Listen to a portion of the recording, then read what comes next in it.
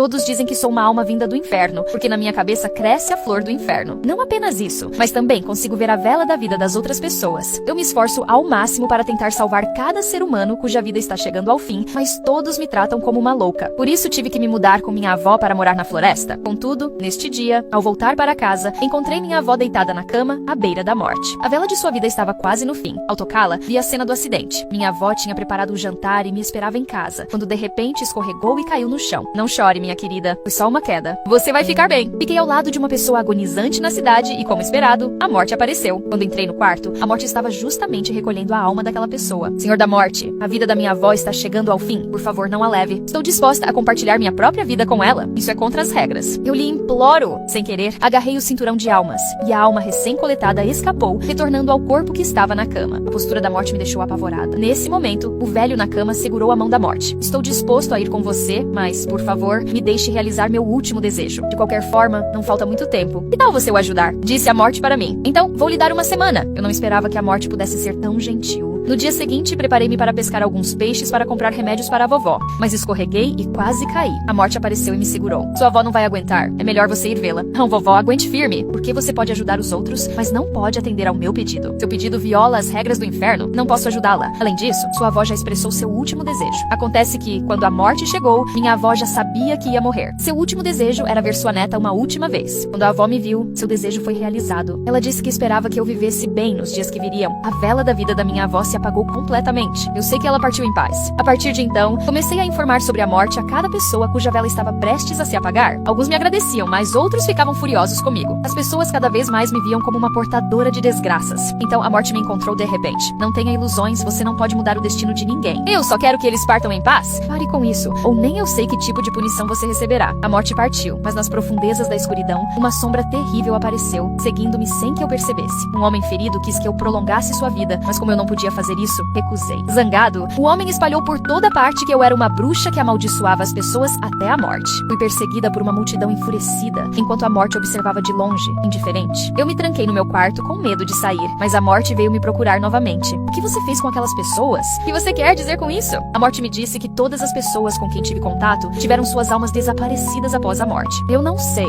Não fui eu. Para provar minha inocência, tive que começar a trabalhar com a morte, mas ele se movia rápido demais e eu ficava exausta e ofegante. Que tal descansarmos um pouco? Já vai escurecer. Mulheres são mesmo um problema. Embora ele tenha dito isso, ainda encontrou uma casa para eu descansar. A sombra negra apareceu novamente. A dona da casa era uma senhora idosa que também estava prestes a morrer. Ao ver a morte, a velhinha pediu para ver seu filho. Sem dizer muito, a morte trouxe o filho dela de volta no mesmo instante. O rapaz, chocado, ficou surpreso ao ver sua mãe. Eles se abraçaram. Vendo uma cena tão feliz, você não se comove? A morte ia dizer algo, quando de repente, um grito veio de dentro da casa. Um monstro aterrorizante e sem olhos saiu. Céus, quem é você? Ele é um espírito maligno que assombra o mundo. Graças a você, seguindo-a, pude encontrar humanos prestes a morrer e devorar suas almas. Agora já tenho 100 almas. A morte tentou destruí-lo, mas o espírito maligno, fortalecido pelas almas que absorveu, era tão poderoso que nem a morte conseguia subjugá-lo. O espírito de repente se transformou. Parecia que ia ressuscitar como um humano. Eu chorei, culpando-me por tantas almas inocentes não poderem reencarnar por minha causa. A morte me empurrou para o lado, preparando-se para se sacrificar junto com o monstro para impedi-lo de ressuscitar e devastar o mundo. Nesse momento, vi uma vela aparecer na cabeça do espírito maligno. Eu vi, sua vela está prestes a se apagar. Mesmo que você ressuscite, não viverá por muito tempo. Você está mentindo? Você deve estar mentindo. Mesmo que eu não sobreviva, levarei vocês comigo. O espírito maligno me atacou, mas felizmente a morte me protegeu. Para lutar contra o espírito, ele sacou seu próprio coração da morte, usando seu poder. Isso